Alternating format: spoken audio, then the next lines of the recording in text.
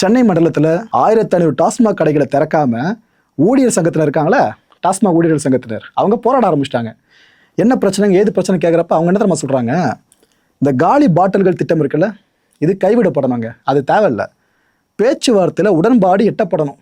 அப்படி உடன்பாடு அரசுக்கும் எங்களுக்கு எட்டப்படலன்னு வைங்க, தமிழ்நாடு முழுக்க இருக்க கடைகள் அடைக்கப்படும்னு சொல்லியிருக்காங்க. தமிழ்நாடு பூரண மதுவிலக்குன்ற அந்த பெரிய கனவு இருக்குல்ல, அது நோக்கி போக ஆரம்பிச்சிச்சு என்னவோ தெரியல. அதுக்கான ஆக்சிடென்டல் அறிகுறிகளா இதெல்லாம் தென்பட ஆரம்பிச்சிருக்கு.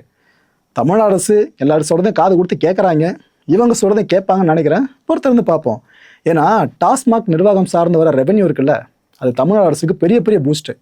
அந்த தமிழ்நாடு அரசுன்ற அந்த அரசு இயந்திரம் தெளிவாக ஃபங்க்ஷனேட் ஆக இந்த வருவாய்ன்ற ஃபியூல் ரொம்ப ரொம்ப அவசியம். அதில் முக்கியமான வருவாய் சோர்ஸ் பார்த்தீங்கன்னா இந்த டாஸ்மாக்கு. அதை அரசு அவ்வளோ சீக்கிரம் கைவிட்ட மாட்டாங்க. பூரண மதுவிலக்குலாம் இப்போதைக்கு சாத்தியமில்லை லிட்டரலாக நம்மளுக்கு தெரியுது. ஆனால் பார்ப்போம் இவங்களுக்காக என்ன முடிவு அரசு எடுக்க போகிறாங்க அப்படின்ட்டு. அடுத்து நம்ம திருவண்ணாமலை இருக்குல்ல, அங்கே அந்த கிரிவலம்லாம் போயும் பாருங்க, அதுக்கு அருகில் காமராஜர் சிலை நீங்கள் பார்த்துருப்பீங்க. அந்த காமராஜர் சிலைக்கு அருகில் டாஸ்மாக் கடை ஒன்று இயங்கிட்டு இருக்கு.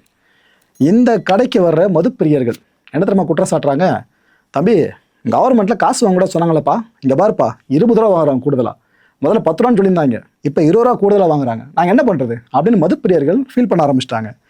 இன்னொரு பக்கம் அந்த பகுதி மக்கள் இருக்காங்களே, அவங்க ஒரு கோரிக்கை அரசுக்கு முன்வைக்க ஆரம்பிச்சிட்டாங்க. எங்கள் பாட்டிலுக்கு எக்ஸ்ட்ரா வாங்குறது கம்மியாக வாங்குறது எங்களுக்கு அதெல்லாம் பிரச்சனை இல்லை, நாங்கள் வாங்கவே கூடாதுன்றோம். அங்கே எதுக்கு அந்த டாஸ்மாக் கடை, அதை மூடணும், அது எங்களுக்கு தேவையில்லை அந்த இடத்துல. இப்போ ஏற்பட்ட விஷயம் இங்கே புனிதமாக இருக்கும்போது பக்கத்தில் இந்த டாஸ்மாக் கண்ணை ரொம்ப உறுத்துதுங்க, தேவையில்லை அப்படின்றாங்க.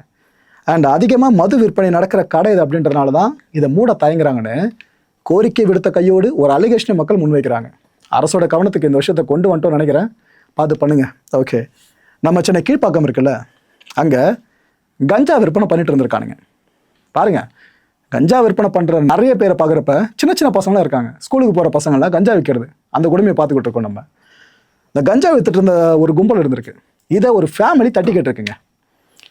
ராஜேஷ், ஐயப்பன், கலைச்செல்வி, பெண் உட்பட ஓகேவா, ஃபேமிலி தட்டி கேட்டிருக்காங்களாம். தட்டி கேட்ட அவங்கள தட்டியிருக்கானுங்க, அடிச்சிருக்கானுங்க. அதுவும் வெப்பனை வச்சு அவங்க தாக்குனதா கூட ஒரு குற்றச்சாட்டு இந்த விஷயத்தில் இருக்க தான் செய்யுது. இந்த 3 பேரையும் 8 பேர் கொண்ட கும்பல் தாக்குனதா இப்போதைக்கு தகவல் வெளியாக இருக்குது. இப்போ போலீஸார் அடுத்த கட்ட இன்வெஸ்டிகேஷன் ஆரம்பிச்சிருக்காங்க. ஏன்னா அவங்களோட காயங்கள் இருக்குல்ல, அவங்கள காட்ட விரும்பல, சொல்லிட வேணா, இந்த முகத்தில் காயம், பின்னாடி கழுத்தில், அப்புறம் இந்த பின் மண்டை இருக்குல்ல அங்கே காயம்னு அந்த 3 பேருக்கும் காயம் ஏற்பட்டிருக்கு. போதைப் பொருளை விற்கிறீங்க, கஞ்சா பொருளை விற்கிறீங்கன்னா தடுத்தா அடிப்பீங்களாவா, இது போல விஷயம் இருக்கா? இதெல்லாம் போலீஸார் எப்படி இதை தடுக்கணுமோ அப்படி தடுத்தா சரியாக இருக்கும். Okay, right.